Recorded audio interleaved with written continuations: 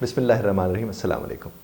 मैंने एक कहानी शायद कई बार ये सुनाई भी है, मैं फिर आपको सुना देता हूँ कि वो कहते हैं कि एक जगह पर एक हादसा हो गया और उस हादसे के नतीजे में एक साहब जो ज़ख्मी थे, उन्हें एक और साहब ने अपनी गोद में उनका सर रखा हुआ था और एक ऐसे एंगल में लिटाया हुआ था कि खून कम बहे। एक और साहब ने जहाँ से खून निकल रहा था वहाँ उसको अपना वो मफलर वगैरह जो भी था, रुमाल वगैरह, उसको बांध दिया। और एक साहब ने 1112 को फ़ोन कर दिया, जबकि एक साहब बैठे शोर मचाई जाएं कि पानी ले आओ, पानी ले आओ, पानी ले आओ। और जब वो पानी लेकर आए तो वो जो शोर मचा रहे थे खुद ही पानी पी गए और कहने लगे मेरा दिल बड़ा घबरा रहा सी। अब इस कहानी से हम समझते हैं कि सिंपैथी क्या होती है और एम्पैथी क्या होती है। सिंपैथाइज़र जो होता है वो शिकार हो जाता है। वो क्या हो जाता है? शिकार। यानी मिसाल के तरह उसने मदद करनी है तो उसे खुद अपनी उसको मदद की ज़रूरत पड़ जाती है। अब जिसने 1112 को कॉल की थी वो एम्पैथाइज़र था, वो एम्पैथी कर रहा था। जिसने गोद में सर रखा हुआ था कि खून ज़्यादा ना बहे, वो भी एम्पैथाइज़र था।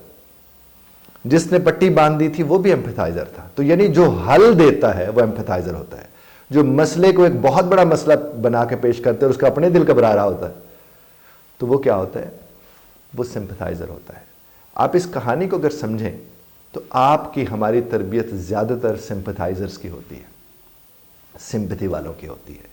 हमारे दूर करीब रिश्तेदारों में अगर कहीं कोई फौत हो जाए तो लोग ढूंढ रहे होते हैं कि अब अम्मी को ये बात कौन बताएगा, और अब्बू को ये बात कौन बताएगा, और बहन को ये बात कौन बताएगा, और भाई को ये बात कौन बताएगा। क्यों? क्योंकि वहाँ लोग एम्पैथी वाले नहीं, सिंपैथी वाले। हमारी तरबियत ही ऐसी हुई हुई है कि हम सिंपैथाइज़र ज़्यादा होते हैं, एम्पैथाइज़र कम होते हैं। और ये चीज़ आप क्या कर सकते हैं? अगेन, मैं चूँकि बार बार मेरा चूँकि रिलेशनशिप कोचिंग के साथ ताल्लुक़ है और पेरेंटिंग के हवाले से मैं बात करता हूँ, तो मैं हमेशा ये बात कहता हूँ कि आपका हमारा काम है कि आज और इसी लम्हे से हम अपने बच्चों को ताकतवर बनाएं। चूँकि सिर्फ ताकतवर ही होता है जो एम्पैथी दिखाता है। सिंपैथी दिखाने वाला तो वीक होता है। वो तो खुद क्या होता है, उस मसले का हल देने के बजाय खुद मसले का हिस्सा बन जाता है। यानी वो परेशान हो जाता है जब उसके सामने कोई मसला आता है। तो जब आपके सामने कोई मसला आएगा और अब परेशान हो जाएंगे तो ये तो एक और बड़ी मुसीबत है। और मेरे अली ने भी ये बात फरमाई हुई है। तो हमें किस चीज़ को समझना है कि हमें अपनी ज़िंदगी में सिंपैथी को रिप्लेस करना है एम्पैथी के साथ। चूँकि जो एम्पैथाइज़र होता है उसका सबसे बड़ा बेनिफिट एम्पैथाइज़र का हमें ये होता है कि वो सल्यूशन प्रोवाइडर होता है। वो आपके प्रॉब्लम की तरफ सेंसिटाइज भी हुआ होता है, वो आपके मसले को समझता भी है, लेकिन उस मसले को बढ़ावा देने के बजाय उसके हल की तरफ लेकर आपको जाता है। वो आपको एतमाद देता है।